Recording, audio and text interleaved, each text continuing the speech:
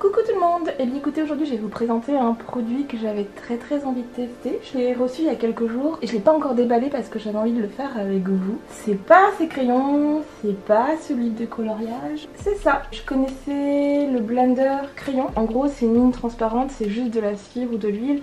Et ça permet en fait quand on fait un dégradé de le passer dessus.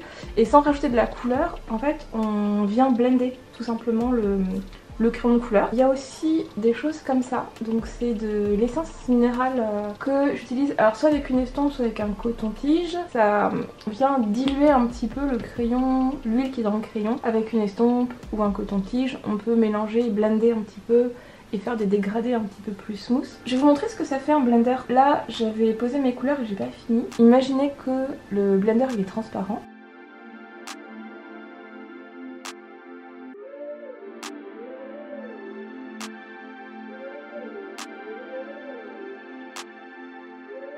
Il y a le crayon blender, il y a l'essence. J'ai testé un truc, c'est le blender feutre à alcool. Ça peut venir un petit peu diluer, je crois que je l'ai utilisé je sais plus où là-dessus. C'est pas hyper efficace, mais ça peut dépanner. Et j'ai découvert du coup ceci. Donc ce sont des, donc c'est la marque Derwent et ce sont des blender pens. Ça se trouve, c'est juste ça qui est dedans, je sais pas. Ils sont spécifiquement conçus pour être utilisés avec des crayons. Ils permettent à l'artiste d'estomper complètement les lignes tracées au crayon et créer ainsi une couleur lisse et uniforme. Ils sont efficaces aussi bien avec des crayons de couleur que des crayons graphiques.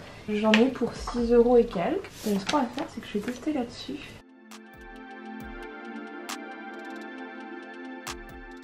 En fait ça dilue comme le fait l'essence minérale, sauf que comme j'ai pas le coton-tige, ça va pas venir absorber le pigment. Je pense que ça doit dépendre aussi du papier, parce que là c'est un papier imprimante, c'est pas mal. Il faut juste que je vois en fait la durée de vie de ce genre de feutre, puis le rendu sur différents papiers. Mais je me dis que ça peut être pas mal quand on n'a pas envie de se trimballer avec ça. Je vais le tester sur cette page, puis je vais voir après si j'ai pas des encours ou des trucs sur d'autres papiers pour pouvoir essayer avec vous. Ah j'aime bien, c'est pas mal. Ça gomme toutes ces traces, ça vient lisser, ça vient blender, hein. Le principe du blender Tipeee. Donc ça blende mais ça n'enlève pas le... Je garde l'intensité de mes couleurs et ça c'était important pour moi.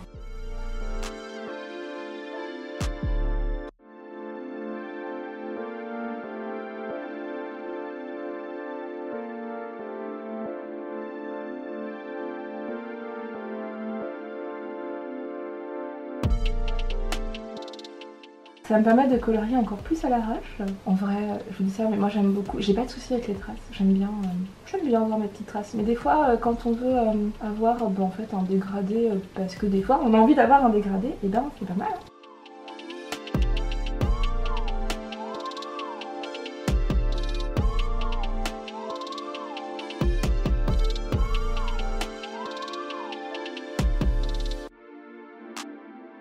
Non, c'est vachement chouette. Et coucou, c'est la Tipeee du montage qui vient interrompre un petit peu la petite session que vous aviez en tête-à-tête sur la revue des blenders Derwent. Je suis en train de faire le montage. C'est juste que je me rends compte, j'ai l'impression que moi ce que j'ai vu IRL quand je blendais avec mon feutre, ça rend pas pareil à la caméra. En fait, on a l'impression que je blende et qu'en fait il se passe rien. Et j'ai un petit peu peur que vous pensiez que je me fous de vous en fait et que vous disiez mais qu'est-ce qu'elle fait en fait, elle est en train de blender mais en fait on voit rien. En fait c'est comme si elle avait passé un feutre transparent qui s'était rien passé. Je vais essayer de faire des dégradés à l'arrache sur un carnet et puis je vais reprendre avec vous, je vais zoomer un peu plus et donc voilà, je vais faire plusieurs dégradés avec plusieurs teintes. Et puis on va tester ça ensemble. Hop, on va même essayer de faire des couleurs qui n'ont rien à voir ensemble. Donc hop.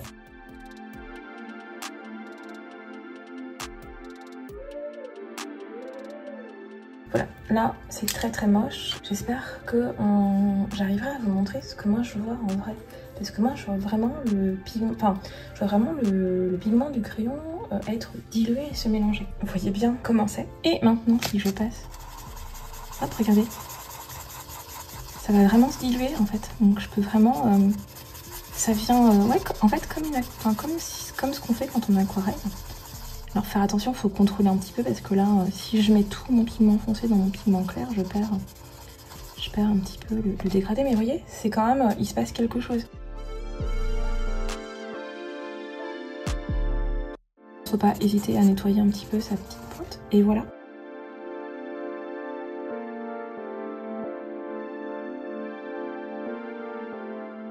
Faut le prendre en main, c'est pas forcément quelque chose, ça peut ne pas vous plaire. Moi ce que je voulais surtout vous montrer c'est qu'il se passait pas rien. Enfin là vous voyez qu'il se passe un truc, vraiment ce feutre va avoir une réaction avec le crayon. Par contre ce qui va se passer ensuite ça dépend peut-être je pense du papier, du type de crayon que vous utilisez et puis de comment vous allez déplacer après les différents pigments entre eux. Mais comme on ferait dans une aquarelle en fait. Selon comment on va placer nos couleurs, soit on pousse les couleurs foncées ou peps vers les plus clairs, ça va donner des effets différents et un petit peu aléatoire. C'est vrai qu'il y a ce truc là où on va perdre un petit peu le contrôle par rapport à si on posait juste du crayon sec. Donc faut être ok avec ça. Moi je suis totalement ok avec ça, c'est ok. J'ai un petit clin d'œil à la Yana et à sa commu si elle passe par là parce que voilà. Non voilà, sérieusement faut juste être ok avec ça, avoir ce truc de... je perds le contrôle un peu, je suis pas sûre de ce que ça va donner. Si ça vous fait peur, faut pas l'utiliser. De toute façon, il y a 1 milliard de trucs, 1 milliard de techniques pour arriver à faire ce qu'on veut faire. Et le plus important, c'est vraiment que vous preniez plaisir à utiliser votre matériel. Et c'est pas grave si vous prenez votre temps pour faire du couche par couche et si vous y passez des heures et si vous y prenez plaisir. Moi, j'ai envie de vous dire, ne changez pas. Moi, c'est pas un plaisir pour moi de faire ça. Et je veux pas non plus complexer les gens. On prend ce qu'on a envie de prendre et puis on laisse de côté ce qui nous intéresse pas. Vraiment ce qui compte c'est d'être à l'aise et puis d'arriver à être à l'aise avec comment on crée et puis d'aimer ce qu'on fait. Moi j'aime beaucoup avoir des traces. C'est pas quelque chose qui me dérange. J'ai pas mal de traces, on voit bien sur le pantalon. J'ai des zones qui sont pas du tout saturées, d'autres qui le sont extrêmement, à tel point que ça recouvre le line. C'est ce que j'aime. Et j'ai envie de vous dire, ce qui compte, c'est que ça vous plaise en fait, tout simplement. C'était ces deux choses-là que je voulais revoir avec vous. C'était vous montrer de plus près que... Sur la vidéo, on voit pas que le mélange, il se fait pas de ouf. Donc je voulais vous le montrer et ajouter cette séquence-là dedans pour vous montrer quand même en fait comment en fait ce blender il va agir sur votre couche de crayon. Et puis surtout vous prévenir que voilà, c'est pas forcément quelque chose qui va convenir à tout le monde et c'est pas grave.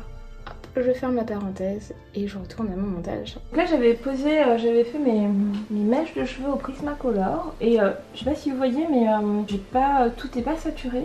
En soi j'aurais pu le laisser comme ça parce qu'après je vais mettre du stylo gel et ça me dérange pas. Mais du coup je me dis que c'est pas mal, on verra bien en fait si le feutre il marche. Et ouais il marche vachement bien parce que du coup il va venir tout blender. Il enlève toutes les traces. Et ce que j'aime c'est qu'il atténue pas l'intensité de la couleur. Je perds pas en contraste, je perds pas en vibrance et tout.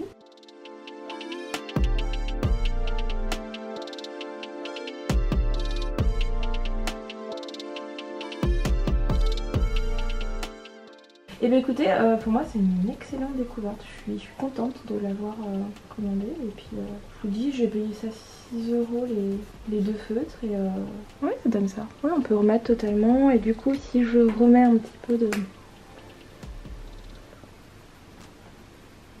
Ouais je peux du coup adoucir un petit peu. Ouais, et du coup je peux tirer la couleur, vous avez vu ça... En fait ça dilue vraiment la couleur et après je peux la tirer un petit peu pour la retravailler. Non c'est pas mal. Après voilà faut trouver sa façon de l'utiliser. Mais vraiment ouais belle découverte. Je suis très contente de ces deux petits feutres. Le seul truc qu'il va falloir que je vérifie c'est la durée de vie. Donc est-ce que ça va pas sécher au bout de 2-3 semaines? Est-ce que ça va durer un peu dans le temps? Voilà si ça dure, déjà si ça dure 6 mois et que je les utilise tout le temps, moi je serais déjà contente. Hein. Bah je vous en reparlerai probablement plus tard, hein. Je vous ferai un petit retour là-dessus. Dans quelques semaines vous dire si, si j'en suis toujours satisfaite et si le produit il fait toujours effet et s'il fonctionne toujours aussi bien parce que là il est tout neuf donc forcément il est gorgé de diluant mais peut-être que dans quelques semaines si genre le feutre il s'assèche un petit peu et qu'il est utilisé, est-ce qu'il va continuer à bien diluer mon crayon? Ça voilà, je peux pas vous répondre maintenant, je peux pas. Il faut que je les utilise encore un petit peu, par contre je pourrais vous faire un retour dans quelques temps sur mon utilisation de ces feutres. Bah écoutez, en tout cas j'espère que cette revue vous a plu, je sais pas du tout si ce sont des feutres qui peuvent vous intéresser ou pas, puis je sais pas, ça se trouve vous les connaissez déjà et puis moi je débarque et j'ai l'impression de faire une découverte alors qu'en fait vous les connaissez et vous les utilisez depuis un moment. Bah écoutez, dites-moi ça en commentaire et puis Et puis voilà, merci d'avoir regardé cette vidéo et je te dis à très bientôt. Salut!